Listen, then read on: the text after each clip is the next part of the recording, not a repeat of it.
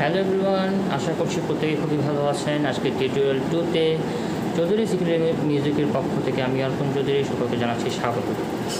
আমরা তো গত পর্বে জেনেছি ইকুলেলে জিনিসটি কী, এটি কোথা থেকে এসছে এবং এটির জনক কী। আজকে আমরা জানব কর্ডস সম্পর্কে। ঠিক আছে, কর্ডস হচ্ছে এখানে যে ফ্রেড বোর্ডগুলো দেখতে পাচ্ছেন, এখানে আমাদের কিছু কর্ডস আছে এবং হাতের মাধ্যমে এগুলোকে আমাদেরকে সেট করতে হবে।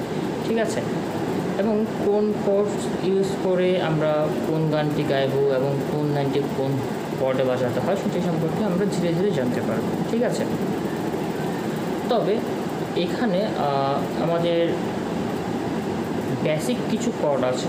মূলত এখানে আপনি এইগুলোতে 7টি কর্ডস আছে, তবে বেসিক 4টি কর্ড সব গানেই ইউজ হয়। ওগুলো হচ্ছে আপনার সি, জি, সি, এফ। আমি আবার বলছি বেসিক কর্ডগুলো হচ্ছে সি, এ মাইনর, এফ এবং জি। তো আমরা আজকে দেখব কোনটি কোন কর্ড।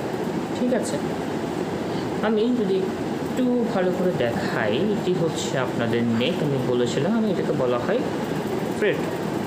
তাহলে আমি দেখুন, first freight, second freight, third freight, এভাবে এক একটি ফ্রেট হয়। তাহলে আমি এখন শেখাবো আপনাদেরকে কর্ড সি। আমি বলছি কর্ড সি। কর্ড সি কোথায় হয়? কর্ড সি হয় 1, 2, 3 নম্বর ফ্রেডের। আমি যদি ফার্স্ট স্ট্রিংটাকে ধরি, এই 3 নম্বর ফ্রেড ফার্স্ট স্ট্রিং, তাহলে এটা হচ্ছে কর্ড সি। আমার সেকেন্ড ফ্রেডের 4th স্ট্রিং, সেকেন্ড ফ্রেডের 1, 2, 3, 4 4th স্ট্রিংটাকে যদি আমি ধরি, তাহলে এটাকে আমি কি বলছি? এটাকে বলছি আমি এ মাইনর। এবার আমার তাহলে এই কোনটি? তাহলে হচ্ছে আমার সেকেন্ড স্ট্রিংয়ের সেকেন্ড ফ্রেডের ফার্স্ট স্ট্রিং এবং ফার্স্ট ফ্রেডের থার্ড স্ট্রিংটি যদি আমি ধরি, তাহলে এটি হচ্ছে আমার এ। আমি আবারও বলছি, যদি আমি সেকেন্ড ফ্রেডের 4 নম্বর স্ট্রিংটি ইউজ করি, এটি হচ্ছে আমার জন্য এ মাইনর। আর আমার সেকেন্ড ফ্রেডের 4 নম্বর স্ট্রিং, ফার্স্ট ফ্রেডের 3rd নম্বর স্ট্রিং যদি আমি একসাথে এইভাবে ধরি, তাহলে এটাকে আমরা বলছি এ মাইনর। তাহলে আমি এখন কি শিখলাম? আমি সি শিখলাম, এ শিখলাম, এ মাইনর শিখলাম। আমি এখন আপনাদেরকে যেটা শেখাবো সেটা হচ্ছে এফ। এফ কীভাবে ধরতে হয়? এফ হচ্ছে আপনার সেকেন্ড ফ্রেডের, আপনি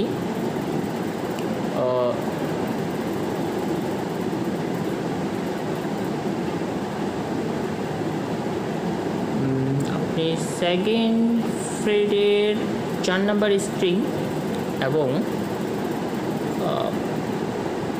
ফার্স্ট ফ্রেডের সেকেন্ড স্ট্রিংটি যদি আপনি ধরেন, এই যে সেকেন্ড ফ্রেডের 4 নম্বর স্ট্রিং, ফার্স্ট ফ্রেডের 3 নম্বর স্ট্রিং যদি ধরি, তাহলে এটি হচ্ছে আমার এফ। তাহলে আমি সি শিখলাম, এ শিখলাম, এ মাইনর শিখলাম, এফ শিখলাম। এখন আমরা শিখব জি। জি কীভাবে ধরতে হয়? জি ধরার ক্ষেত্রে একটু নিয়ম আছে। জি হচ্ছে, আপনি খেয়াল করে দেখবেন, থার্ড ফ্রেডের থার্ড স্ট্রিং, সেকেন্ড ফ্রেডের ফার্স্ট এবং থার্ড স্ট্রিং মিলে আমার জি। আমি আবার বলছি, আমার হচ্ছে থার্ড ফ্রেডের সেকেন্ড স্ট্রিং, সেকেন্ড ফ্রেডের ফার্স্ট এবং থার্ড স্ট্রিং মিলে আমার হচ্ছে জি। এবার আমরা শিখব ই মাইনর। ই মাইনরটি কীভাবে ধরতে হয়? এই মাইনরটি ধরার যদি আমি নিয়ম আপনাদেরকে এখন বলি, সেটি হচ্ছে আমার ফ্রেড নাম্বার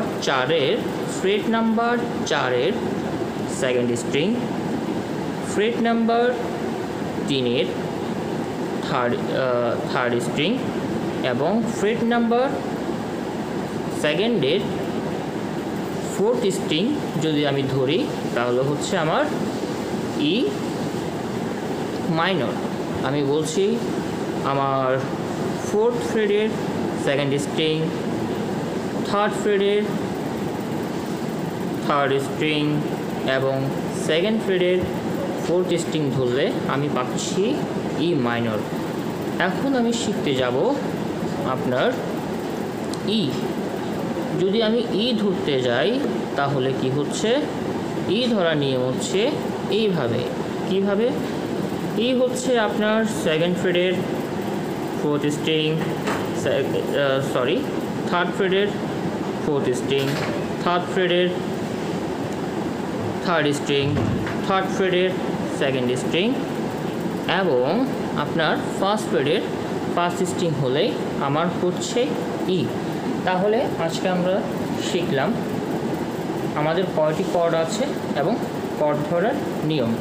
তবে আমাদের আরেকটি কর্ড রয়ে গেছে, সেটা হচ্ছে ডি। ডি কীভাবে ধরতে হয়? ডি ধরতে হয় আপনার ঠিক এইভাবে। এটা আমি কী ধরলাম? এটি হচ্ছে আমার সেকেন্ড ফ্রেডের ফোর্থ স্ট্রিং, থার্ড স্ট্রিং এবং সেকেন্ড স্ট্রিং। যদি আমি সেকেন্ড ফ্রেডের 4, 3, 2 নাম্বার স্ট্রিংটা আমি ধরে থাকি তাহলে হচ্ছে আমার ডি। তাহলে আমরা আজকে জানলাম আমাদের কয়টি কর্ড আছে এবং কোন কর্ডের কী নাম এবং কীভাবে ধরতে হয়। যদি আমরা কর্ড সম্পর্কে জানি তাহলে নিশ্চয়ই আমরা পরবর্তী কোনো ক্লাসে কীভাবে একটি কর্ড ইউজ করে গান বাজাতে হয় সেটি আমরা জানতে পারবো। যদি ভিডিওটি ভালো লেগে থাকে তাহলে অবশ্যই লাইক করবেন, কমেন্ট করবেন, শেয়ার করবেন এবং অবশ্যই সাবস্ক্রাইব করবেন।